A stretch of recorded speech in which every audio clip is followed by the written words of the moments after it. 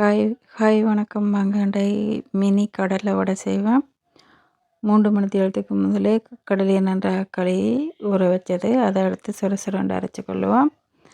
அதை அரைச்ச கடலையோட வெங்காயம், பச்சை மிளகாய், சித்தல் மிளகாய், கருவேப்பிலை, சோம்பு, உப்பு சேர்த்து நன்றாக குழச்சி எடுப்போம். கடலையில் பசத்தன்மை இல்லாமல் இருக்கிறபடியாக சிறிதளவு கடலை மாவும் கட்டத்தூளும் சேர்த்துக்கொள்ளுவோம்.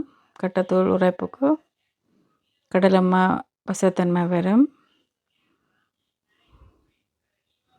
இப்போ இதை குழச்சி போட்டு நல்லா சிறு சிறு உருண்டைகளாக உருட்டி எடுத்துக்கொள்ளுவோம். அடுப்பில் எண்ணெயை கொதிக்க வச்சு உருட்டுனதை உருண்டையை தட்டி போடுவோம்.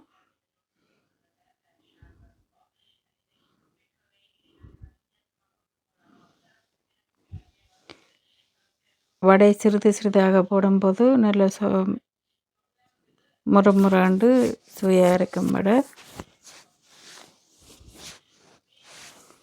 மிதமான சூட்டில் 2 பக்கம் திருப்பி திருப்பி பொரிய விட்டு எடுப்போம்.